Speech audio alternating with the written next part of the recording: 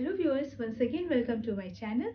आज के वीडियो पे मैं उन्हीं प्रेगनेंसी प्रॉब्लम्स के बारे में डिस्कस करूंगी जो कि मोस्टली प्रेग्नेंट लेडीज़ों पे देखा गया है और प्लस जो मैंने खुद एक्सपीरियंस किया है मेरे प्रेगनेंसी जर्नी में। जैसे कि आप लोग जानते हो, मेरी प्रीवियस प्रेगनेंसी और मेरी सेकेंड प्रेगनेंसी दोनों ही एक 8 मंथ्स के गैप में हुई है। 8 मंथ्स का गैप था। तो बैक टू बैक प्रेगनेंसी से रिलेटेड जो प्रॉब्लम्स है वो मैं आप लोगों से इसी वीडियोज़ में डिटेलली शेयर करूँगी।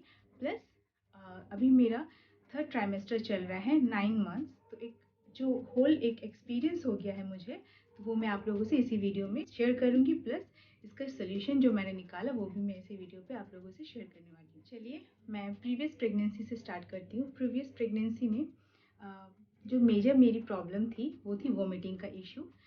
एक येलो फ्लक्स जो मुझे मॉर्निंग सिकनेस हुआ करता था, तो येलो वॉमिटिंग होती थी मुझे शुरुआती महीने से लास्ट मंथ तक। इवन मैंने डिलीवरी के दिन भी वही फेस किया और काफ़ी सारे बॉयल्स आते थे, स्किन डिस्कलरेशन हो गया था, स्किन टैनिंग हो गई थी।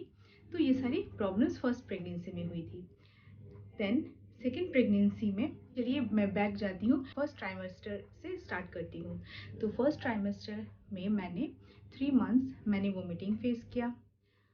तो येलो वोमिटिंग होती थी मॉर्निंग में, बहुत ज़्यादा एसिडिटी होता था। जैसे मुझे चाय पीना बहुत अच्छा लगता है, मैं फ्रेश फील करती हूँ, मगर उस दौरान मेरी फर्स्ट ट्राइमेस्टर में 3 मंथ्स मुझे वोमिटिंग का बहुत ज़्यादा इश्यूज़ हो रहा था। मॉर्निंग में मैं बिल्कुल चाय कंज्यूम नहीं कर पाती थी, इवन होल डे मैं चाय बिल्कुल पी नहीं पाती थी। देन कुछ भी मैं अगर डाइट मेरी यहाँ से वहाँ हो जाए तो मुझे एसिडिटी होती थी और वो एसिडिटी लंबे समय तक स्टे करती थी। ज़्यादातर मुझे मॉर्निंग में ही ये सब प्रॉब्लम्स दिखते थे, मॉर्निंग सिकनेस मुझे हो रही थी और मोस्टली ये कॉमनली प्रेग्नेंट लेडीज़ पे ये देखा गया है।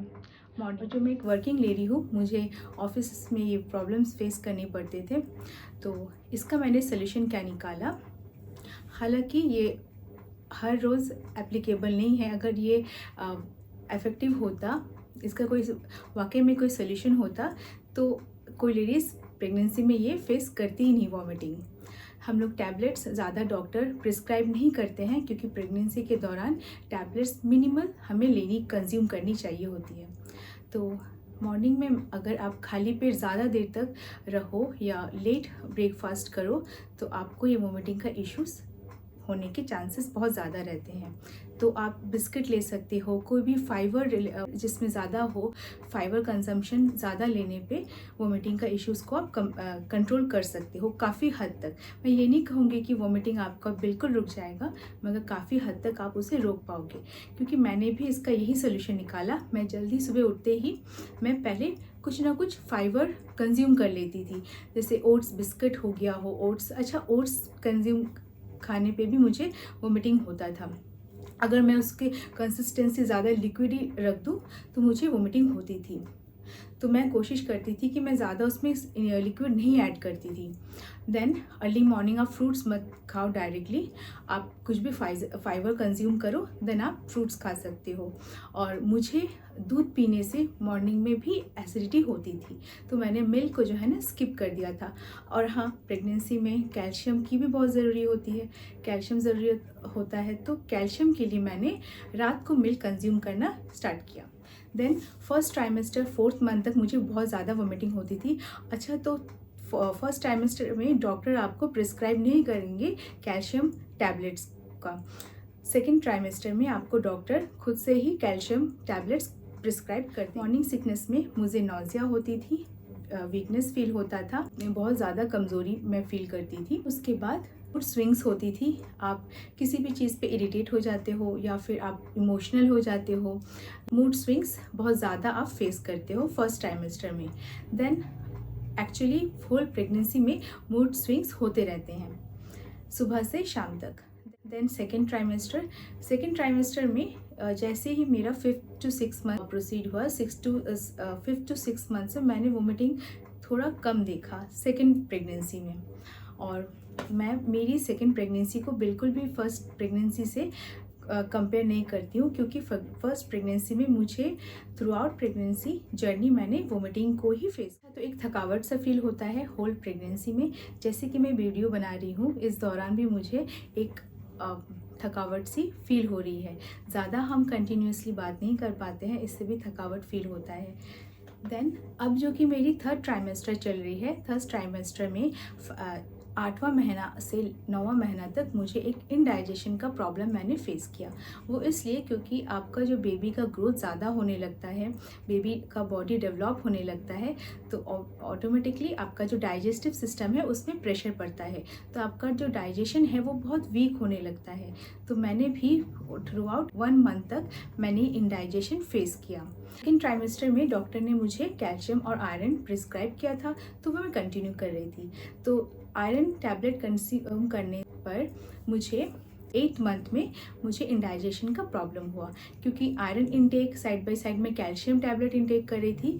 तो ये सब न्यूट्रिशन जो है ना, मेरी बॉडी डाइजेशन बहुत ज़्यादा ही वीक होने पे ये डाइजेस्ट नहीं हो पा रहे थे। तो मैंने क्या किया, इसको स्किप कर दिया, आयरन टैबलेट को मैंने स्किप कर दिया और मिल्क को भी मैंने कुछ दिनों तक स्किप कर दिया। अगर आप इंडाइजेशन का प्रॉब्लम फेस करते हो प्रेगनेंसी में, तो तुरंत आप अपने डॉक्टर से कंसल्ट कर लीजिए। मैंने भी वही किया था, तुरंत अपने डॉक्टर से कंसल्ट किया था। तो मैं टैबलेट्स भी ले रही थी, वो ज़्यादा इफ़ेक्टिव टैबलेट्स नहीं प्रिस्क्राइब करते हैं, क्योंकि वो हमारी बेबी के लिए और हमारे लिए बहुत ही हानिकारक होता है। तो मैंने इंडाइजेशन को रोकने के लिए कैल्शियम और आयरन को बंद कर दिया था कुछ दिनों तक, और मैंने मिल्क कंज्यूम करना भी रोक दिया था। मिल्क की जगह में मैं कर्ड लेती थी। कर्ड में आप थोड़ा कुछ भी ऐड कर सकते हो, थोड़ा हनी मिक्स कर सकते हो, तो ये आपका ना डाइजेशन को भी अच्छा करता है, इवन आपका जो स्टमक है उसको भी बिल्कुल ठंडा रखता है। देन उसके साथ मैंने बनाना है मैंने डाइट पे वो ऐड कर लिया, कि बनाना से भी आपका कॉन्स्टिपेशन सही रहता है। और मुझे लूज स्टूल मैंने फेस किया था, मोशन प्रॉब्लम हो रही थी। होल 1 मंथ तक मुझे ये प्रॉब्लम मैंने फेस। जैसे मैंने इंडाइजेशन का प्रॉब्लम डॉक्टर को बताया, तो डॉक्टर ने मुझे एंटीबायोटिक्स प्रिस्क्राइब किए थे, मेट्रोजेल, जिससे ऐसा कोई भी खास असर नहीं हुआ था। देन डॉक्टर ने मुझे दूसरा मेडिसिन भी प्रिस्क्राइब किया। तो उसके बाद मेरा जो ये प्रॉब्लम था इंडाइजेशन का, वो धीरे धीरे 5 डेज़ तक मैंने वॉच किया। देन 7 to 8 डेज़ में जाके वो ठीक हुआ। तो देखा जाए तो 1 मंथ मैंने ये फेस किया था इंडाइजेशन, है ना। लास्ट ट्राइमेस्टर में आप सोचते हो कि आपको ज़्यादा न्यूट्रिशन ज़रूरत होता है, और मेरे केस में ऐसा था ना कि मेरा फर्स्ट डिलीवरी होते ही मैंने 8 मंथ्स के बाद मैंने कंसीव कर लिया। तो मुझे एक ब्लड का डेफिशिएंसी भी होने लगा था। तो मैं उसका रिकवरी करने के लिए मैं आयरन का टैबलेट जो है मैं कंज्यूम करती थी। तो उससे क्या हुआ ना, आयरन कंज्यूम करने पे मुझे इंडाइजेशन क्या था लास्ट टाइम में। तो तीसरा प्रॉब्लम ये था कि मेरा जो ब्लड काउंट था वो कम हो रहा था। मैंने ब्लड डेफिशिएंसी देखा, जो मेरा रेड ब्लड सेल है वो बहुत ही कम था। तो उसके लिए डॉक्टर ने आयरन टैबलेट ही सजेस्ट किया था, तो वो मैं कंटिन्यू बराबर से ले रही थी नाइट टाइम। अच्छा, तो आयरन के साथ साथ ना आपको कैल्शियम भी प्रिस्क्राइब कर दिया जाएगा, जो कि डे टाइम पे आपको लेना होता है। और आयरन टैबलेट कभी भी आपको मिल्क के साथ नहीं कंज्यूम करना है, वो आपको रात में अगर आप आयरन कंज्यूम करते हो तो मिल्क आपको स्किप करना होता है। ये जो इंडाइजेशन का प्रॉब्लम मैंने 1 मंथ तक फेस किया था, इससे ना काफ़ी ज़्यादा बॉडी पे और फेस पे एक डलनेस सा आ गया था, क्योंकि ये 1 मंथ मैंने फेस किया था। अच्छा, इंडाइजेशन को रोकने के लिए डॉक्टर ने जो प्रिस्क्राइब किया था मेडिसिन, वो मैं कंज्यूम कर रही थी, और आफ्टर मील मैं थोड़ा वॉक ले लेती थी, एक शॉर्ट सा वॉक ले लेती। इसीलिए प्रेगनेंसी के टाइम पे हम किसी भी चीज़ पे डिले नहीं कर सकते हैं, वेट नहीं कर सकते कि चलो रुक कर थोड़ा देख लिया, क्योंकि हमारे पास उतना टाइम नहीं होता है।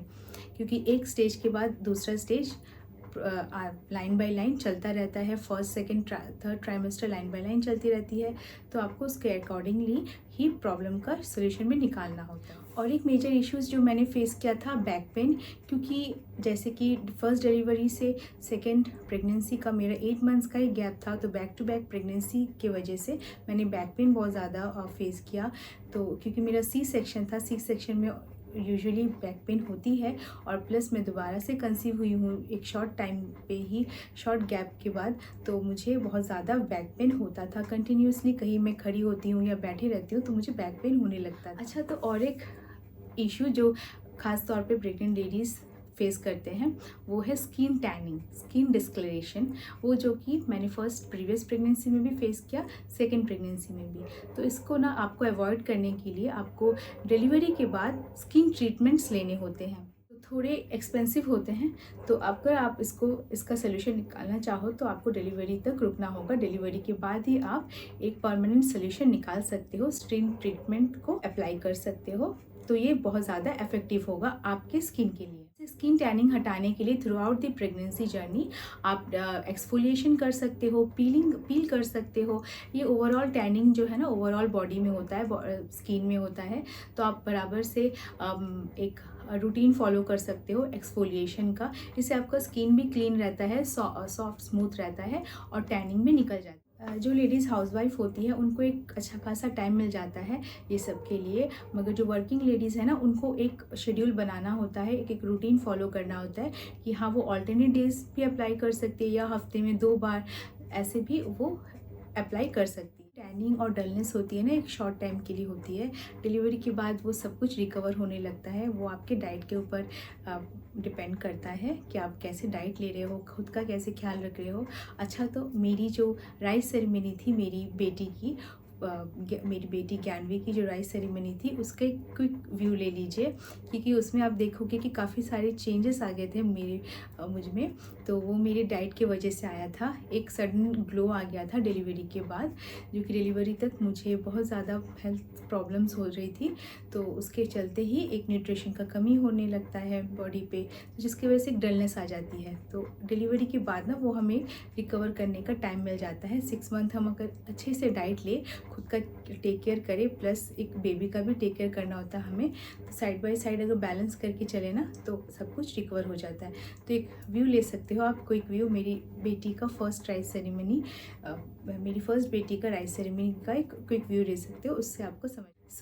अब तक के लिए बस यही तक। अगर इसके अलावा कोई भी प्रॉब्लम्स आपने फेस की हो तो मुझे कमेंट सेक्शन में ज़रूर बताइएगा कि उसका सोल्यूशन आपने कैसे निकाला, मुझे भी अच्छा लगेगा। चलिए इस वीडियो को यहीं पे एंड करते हैं। अगर वीडियो आपको इन्फॉर्मेटिव लगे तो वीडियो को लाइक शेयर ज़रूर कर दीजिएगा और चैनल को सब्सक्राइब कर दीजिए। तो चलिए मिलते हैं आपसे मेरे दूसरे इन्फॉर्मेटिव वीडियोज़ पे। तब तक के लिए tata, bye bye and take care and enjoy your life.